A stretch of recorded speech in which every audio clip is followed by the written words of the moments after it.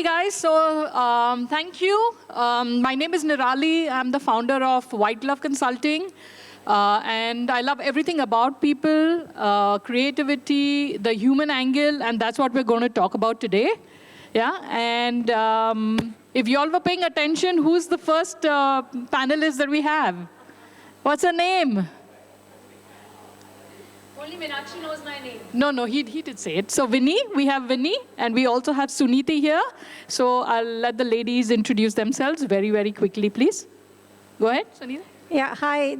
I think I began the session in the morning, and again, I'm concluding it. I'm Suniti. I have been in the industry for 20 years as a creative director, and then into academics for 20 years, teaching design. So that is 40 years of experience. And because I think I'm immersed into creativity, it is like asking a fish about water. So that makes it very exciting for me to be on this panel. Thank you. So hello again. I'm Vinny Mathur, and I work at Shiv Nada University, New Delhi, India, as General Manager, External Relations, Office of the Vice Chancellor. I also chair a program called Young Thinkers Forum, which deals primarily to bridge gaps between schools and universities and engage high schoolers to make a decision about their career and about their graduation. I also look after global engagement on campus, which primarily includes student mobility and sending students for international programs all across the world. Thank you. Okay, awesome. Let's get started. So my first question is for Winnie. How do you define creativity quotient? CQ, you spoke about it in the earlier session. How do you define it?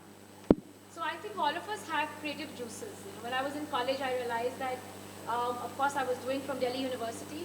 But there was so much outside the classroom that I was engaged in, extracurricular activities, talk shows, raising funds for our annual college fest. All of that was a lot of creative work, and I realized that that was real, actual learning outside the classroom. And today, whatever I am, wherever I am, the position that I hold, coming to stages like these and talking about panel discussions, fireside chats, is all about the creativity which I carried forward from my school and college days. My mother was a teacher. She always used to encourage me and my brother to go and conduct workshops, attend workshops, give programs on TV when we were children, write articles for newspapers, magazines, think out of the box, create waste from, create wealth from waste. She used to give us toothpaste caps, she used to give us bottle caps, and she used to tell us to sit in summer vacation, create something new out of it. So all that creativity which was imbibed into us, at that time there were no online sessions, there were no workshops happening the way they happen nowadays. But for us it was books and a little bit of TV, Delhi Doordarshan, which we all used to watch when we were kids. So I think creativity was embedded to us from childhood, and I would, for all those who are listening to us, whether they're educators or teachers or parents, I think it's very important to let your children think out of the box and give them opportunities to explore and not take the rote way. Okay, thank you. My next question, Suniti. Do you think that creativity is still relevant in a data-driven world? Of course. In a data-driven world today, creativity is like the superpower. In the morning also I mentioned this. If data is regressive, because AI will only churn out whatever has been stored into it, creativity is visionary. So that is something which doesn't exist anywhere. I gave an analogy of each one's signature in the morning, as unique as that. And that is something which nothing artificial can match. Even if at all you look at the word, it is, even the previous session somebody mentioned, it is artificial intelligence. We are human, so we should trust our own intelligence. It's like our signature. And I don't think there is any match between AI and human creativity or human potential and intelligence. That's how I see it. Okay, makes sense. Vinny, the next one is for you. With Gen AI capable of producing rapid content, right? So whether it's text, it's video, it's stats, what do you think that the role of creativity will be reduced to? So see, there is a lot of dependency on AI now. Everybody is using ChatGPT, Gen AI, etc. But what about originality, which was mentioned earlier in the previous panel? What about your own creativity? What about your own thought process? That can never be taken over by AI, you know. AI is supportive. It's there to help us. But it can't be. I mean, if I have to write a piece of article on an event or write a report, it is about my experiences at that event. Now, I'll go back to my university. I'll be writing a report on the event.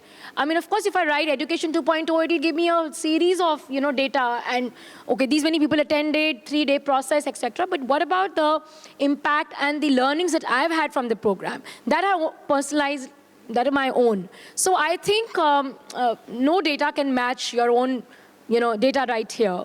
So AI is supportive. AI can be additional help, but AI will never, ever take over. So that's my call. Okay. This one is one of my favorite questions. In a world that is obsessed with measurability, metrics, how will you assess creativity? Suniti, this is for you. Thank you. All of us have experienced this. Even when we had our music and art sessions, I'm sure everybody has wondered, why did that one student get 10 on 10 and why did I get 6 on 10 and how? So this was always there because whether it is literature, arts, it's a very subjective domain. What I like, maybe somebody else may have a different opinion. And because I am immersed in that sphere itself of creativity, I thought of coming up with a creative assessment. So I offer an assessment system called REAP, R-E-A-P, because there's a phrase in English, as you sow, so do you reap. R stands for record. So I ensure that students come up with possibilities. How many possibilities? I tell them I need to see at least 50 possibilities in your sketchbook. That is first. How are you recording your ideas? Second, eliminate. What is it that you're eliminating and why did you eliminate that particular idea? So that is the second one, E.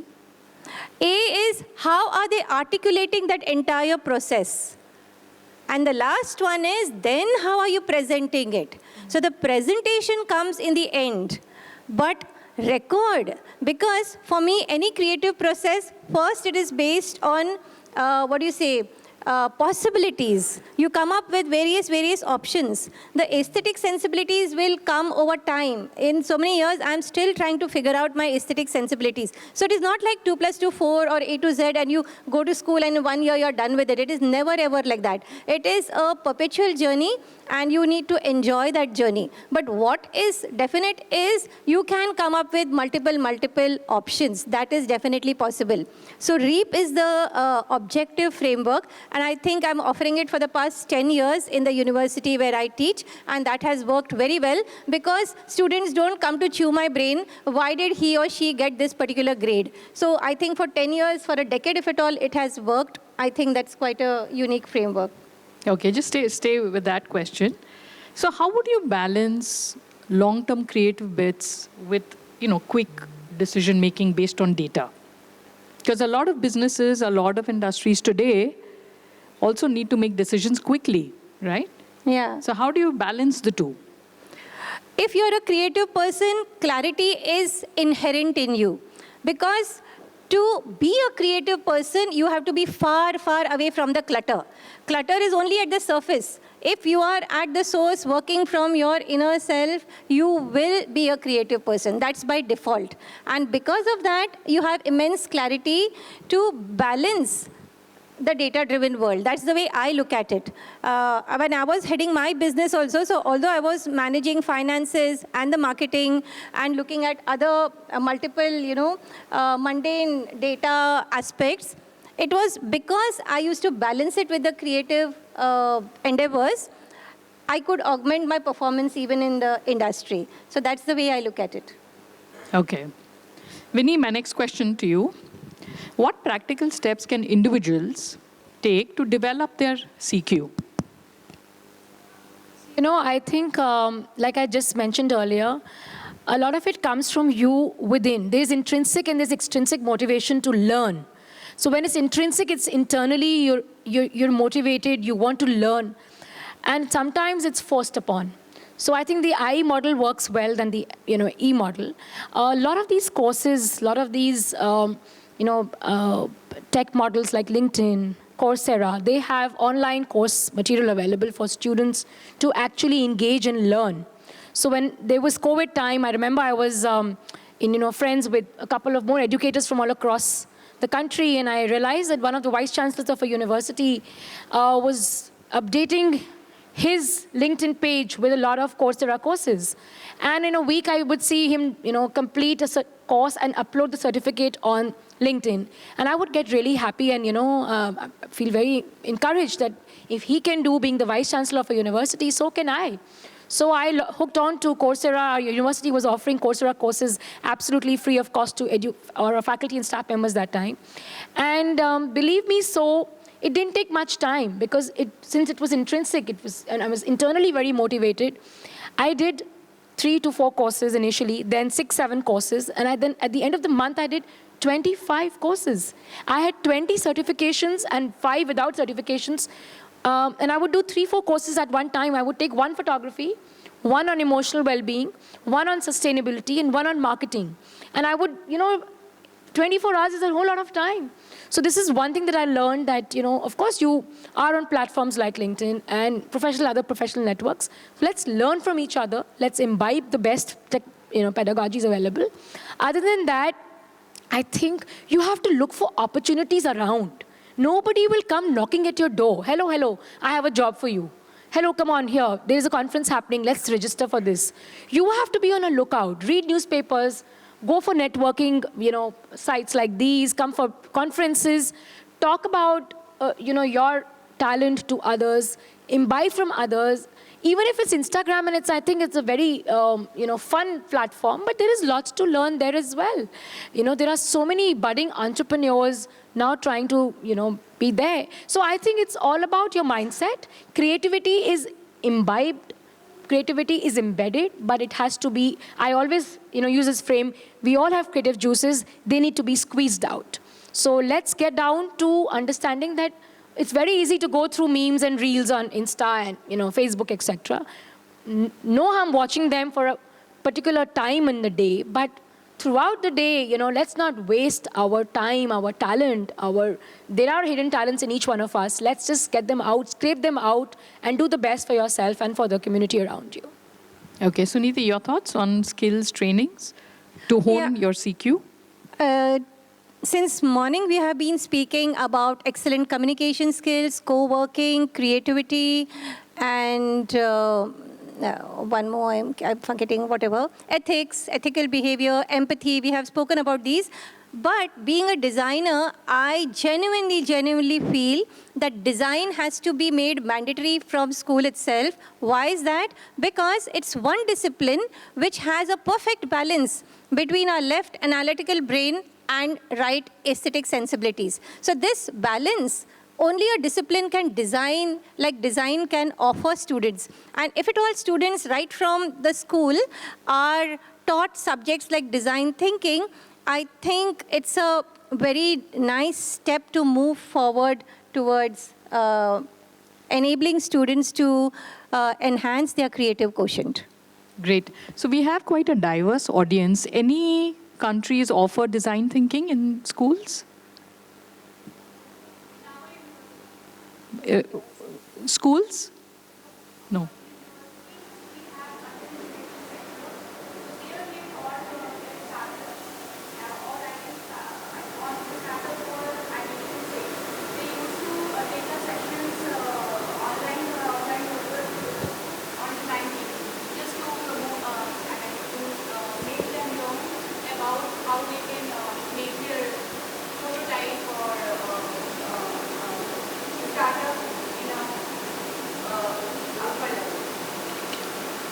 Any country, schools, younger kids?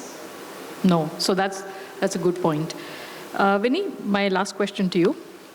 How can our educational systems, and we do come from India, but overall, if we give a perspective, how can they adapt to prioritize creativity? Because it's so important. So we can see a lot of data, but how do you string the story together, right? What does the data tell us? How can we use it meaningfully? So what is your thought on, and then Suniti, we'll hear from you, and I think that's it. So, in our university, for example, I would say, let's take the youth, the young generation of today.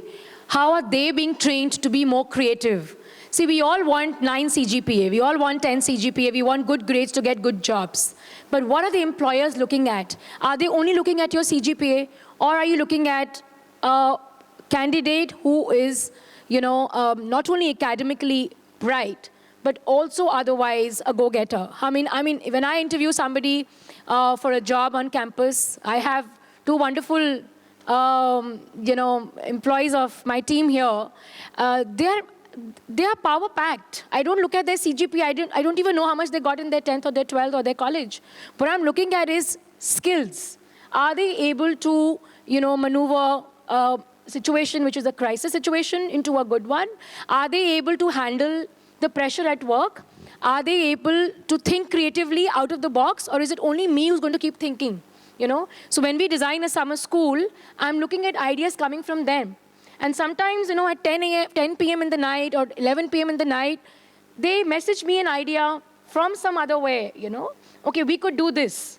So I appreciate that thought that they are open, they are, the youth of today is there to learn.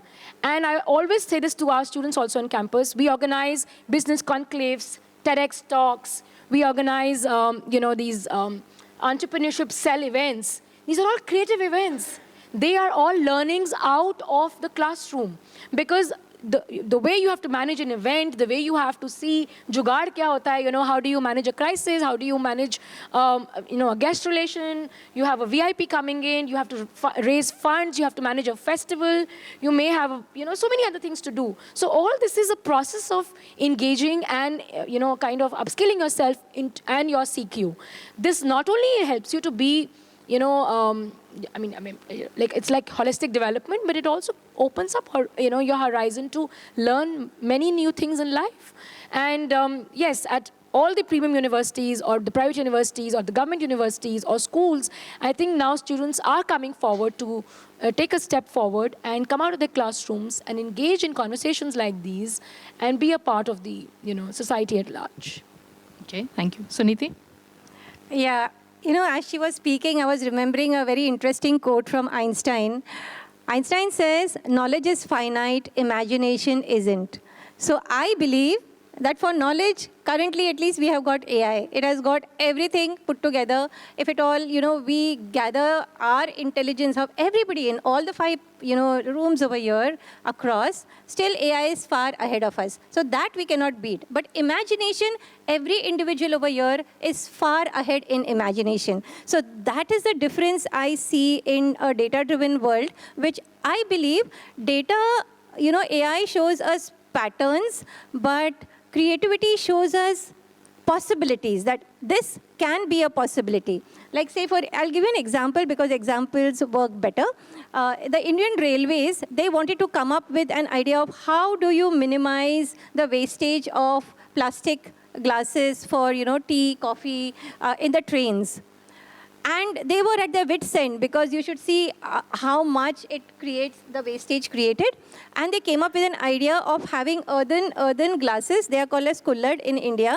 And then that just sorted the problem because recycling wasn't an issue. The people who were into making those, glasses, kullads, unemployment was, minimized. So in a way, these 2 aspects were addressed just because they thought something very differently. In a conventional way, you never think that how can we replace these glasses and how can we come up with a solution to address this wastage of plastic, whatever is there. So I think this way of looking, so whether this is a system which was implemented by the Indian Railways, I can tell you what we do in Flame University. We have got a very interesting undergrad program called as a Discover India program.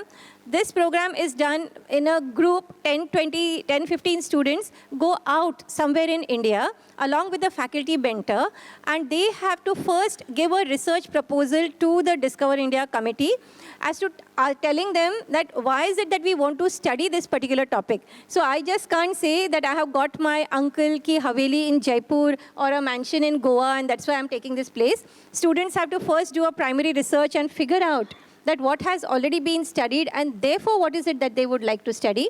and then they go out over there on the field. And I think nothing can beat that experience wherein you are on the field and then studying and researching something. Students come back, they have to do 3 things: write a 60-page research report. So they are taught all that academic writing in the course of their education system itself. Then they have to create a 5-minute documentary film. So even those aesthetic sensibilities of, working digitally is, addressed. And they have to present their research in front of an unknown panel by the end of 6 months. So I think this, literally if at all you come down to see the Discover India program presentations, you will literally have a Bharat Darshan. So many topics that you don't even know such topics exist. And I think this is a great way to ensure that students are in the process of coming up with unique ideas and honing their creative sensibilities. Okay, great. Audience, we have one last question for you all, and we'd love to hear your point of view. Has there ever been a time when you've got a lot of great data but don't know what to do with it? Has it ever happened? Can someone share? Anyone? No? Yes?